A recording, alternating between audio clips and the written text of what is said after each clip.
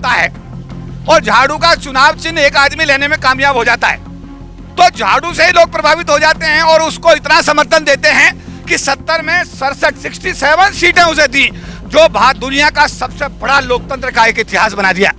लेकिन जब उस आदमी को कुछ देने का नंबर आया तो उसने 3 राज्यसभा के एमपी बनाए दिल्ली से, और 3 में उसने 2 अपनी बिरादरी के बनिए बना दिए और एक उसने जो है ठाकुर बना दिया संजय सिंह को। ना उसे कोई ऑटो वाला याद आया, ना उसे कोई वाल्मीकि याद आया, ना उसे कोई रेगड़ याद आया, ना उसे कोई जाटव याद आया, ना उसे मुस्लिम याद आया, ना उसे यादव याद आया, ना उसे ओबीसी याद आया।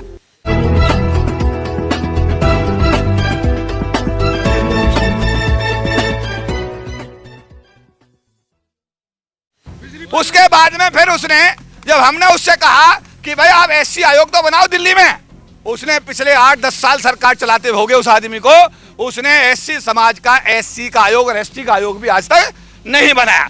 उसके बाद फिर उसने एक बार फिर समाज के सामने एक और पासा फेंक दिया कि बाबा साहब की और उनकी भगत सिंह जी की फोटो जो है वो पंजाब में लगेगी सब में।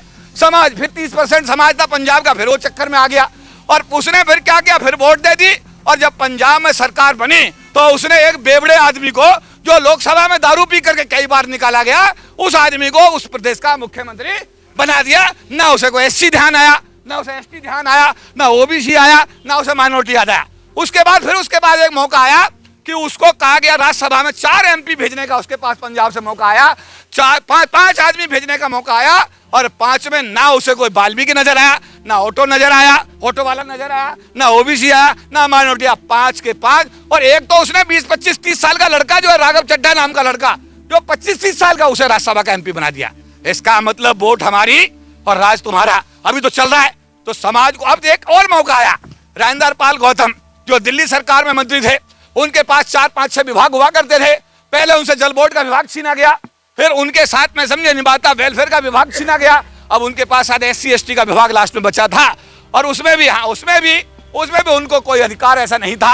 इवन बाबा साहब अम्बेडकर ने जो भवन बनाया रानी झांसी रोड पर, उस भवन के हमने कहा कि इसका जीर्णोद्धार करो, इसके लिए 100-200 करोड़ सैंक्शन करो, लेकिन भाई साहब राजेंद्र पाल गौतम जी भी उस बाबा साहब के भवन के लिए 2 रुपए नहीं सैंक्शन कर पाई। इसका मतलब उनकी कितनी चल रही थी ये तो वो जाने। अभी 22 प्रतिज्ञाओं का मसला आया, बाबा साहब के जो पौत्र हैं वो 22 प्रतिज्ञाएं दे रहे थे अभी 5 अक्टूबर को अम्बेडकर भवन पे, और वो भी उसका उच्चारण कर रहे थे। इतनी सी बात पर कुछ राजनीतिक पार्टियों ने बवाल किया और उसको आधार मान करके इसी अरविंद केजरीवाल ने हमारे समाज के इस मंत्री का जबरन इस्तीफा लिया, जबकि उसको कहता है कि मैं अम्बेडकरवादी हूं, मैं अम्बेडकर को मानता हूं। अगर अम्बेडकर को मानता था अम्बेडकर की 22 प्रतिज्ञाओं क्यों नहीं मानता, और मानता है तो उसने इस मंत्री का इस्तीफा क्यों लिया। अब मंत्री की भी बात सुनते हैं, अबे तूने इस्तीफा दिया क्यों, तुझे बर्खास्त करता वो इंतजार करता, उसने भी इस्तीफा दे दिया।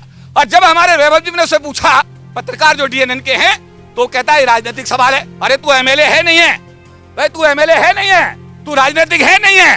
और आज भी वो कहता है मेरे मंत्री, मेरे चीफ मिनिस्टर, मेरे केजरीवाल जी और मेरी पार्टी। तो अगर वो पार्टी का आदमी है तो मैं कहना चाहता हूं, समाज को स्पष्ट करना चाहता हूं, ये समर्थन जो दिया है समाज ने बाबा साहब की 22 प्रतिज्ञाओं के लिए दिया है, ना केपी चौधरी को दिया है, ना राजेंद्र पाल गौतम को दिया है। 97 में भी समाज ने जो आरक्षण विरोधी आदेश आए थे उनको समर्थन दिया था। उस समय एक उदित राज को गलतफहमी हो गई थी कि ये समर्थन उसको दिया है, और सारा देश जानता है कि उदित राज की क्या स्थिति है। और अगर राजेंद्र पाल गौतम को गलतफहमी है तो ये गलतफहमी निकाल देनी चाहिए। ये बाबा साहब की 22 प्रतिज्ञाओं का समर्थन है, किसी व्यक्ति विशेष के लिए नहीं है। समाज तो बड़ा भोला है, फ्री की बिजली, फ्री का पानी पी रहा है और सड़क पर नहीं उतर रहा है। देखिए मैं कहना चाहता हूं समाज के लोगों से समझ लें, केजरीवाल जी अपने पिताजी के घर से आपको 5 पैसे नहीं दे रहे, अपनी पत्नी जो उनकी आईआरएस थी उसके वेतन से पैसे नहीं दे रहे।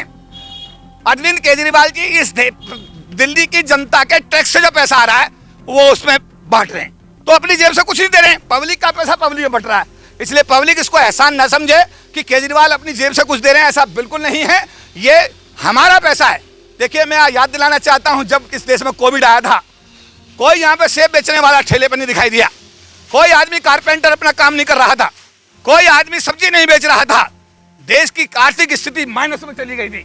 इसका मतलब इस देश को बनाने में जो आदमी ईंट ढो रहा है, जो सड़क बना रहा है, जो सब्जी बेच रहा है, जो आदमी कारपेंटर का काम कर रहा है, ये लोग इस देश की इकोनॉमी को, इस देश की अर्थव्यवस्था को सुधारते हैं। इस देश को बनाने में इन लोगों का योगदान है। अगर ऐसा ना होता, जब सब घरों में बंद रहे 2 महीने, तो उस दौरान कहां गया इस देश का अर्थव्यवस्था, क्या हुई, आप सबने देखा, हमने देखा। इसलिए अगर आपको कोई कुछ दे रहा है तो आप पे एहसान नहीं कर रहा, आप इस देश की व्यवस्था, आर्थिक व्यवस्था को ठीक कर रहे हैं, इस देश की इकोनॉमी को मजबूत कर रहे हैं, इस देश को बनाने में आपका योगदान है। इसलिए अगर आपको कुछ दिया भी जा रहा है तो आपका एहसान नहीं, वो आप ही का अपना पैसा है। लाखों लोगों का संगठन का आप प्रतिनिधित्व कर रहे हैं और बहुजन राजनीति में एक कहीं ना कहीं बड़ी जो राजनीतिक हलचल है वो दिखाई दे रही है। कैसे समाज को इससे उबारने का काम करेंगे? देखिए, समाज समझदार है, समाज अभी मायावती के विरुद्ध जाने को तैयार नहीं है। समाज बहुत समझदार है। देखिए, मैं एक बात कहूंगा, हिंदू मुस्लिम कब तक, मैं रूस की बात करता हूं। रूस में जार शासन था, वहां पर जो है लोग, जब भूखे नंगे लोग रूस के जार के किले के बाहर आए तो पूछा कि ये कौन लोग हैं, कि ये भूखे नंगे लोग हैं, इन्हें क्या चाहिए, इन्हें ब्रेड दे दो, इन्हें रोटी चाहिए तो इन्हें ब्रेड बांट दो, ब्रेड थी नहीं। और रूस में क्रांति हुई और व्यवस्था बदली। हिंदू मुस्लिम कब तक और भारत पाक कब तक? आम आदमी अगर गैस सिलेंडर की बात करता है तो गैस सिलेंडर तो सस्ता होना चाहिए, पेट्रोल तो सस्ता होना चाहिए, आम आदमी को खाने के लिए चीज मिलनी चाहिए। और अगर ये चीजें नहीं मिलेंगी तो कब तक हिंदू मुस्लिम का कार्ड और भारत पाक का कार्ड कब तक काम करेगा, मुझे नहीं पता। लेकिन आम आदमी को ये सब चीजें चाहिए। और जहां तक बहुजन समाज की बात है, बहुजन समाज बहुत समझदार है, ये बाबा साहब की संतानें हैं, ये सब चीज को समझ रहे हैं। जो आदमी समाज की बात करेगा, जो समाज को आगे ले जाने की बात करेगा, अपने निजी स्वार्थों को त्याग करेगा, काशीराम का फॉलोवर होगा, बाबा साहब का फॉलोवर होगा, समाज किसी व्यक्ति के साथ नहीं बल्कि ऐसे व्यक्ति का साथ देगा।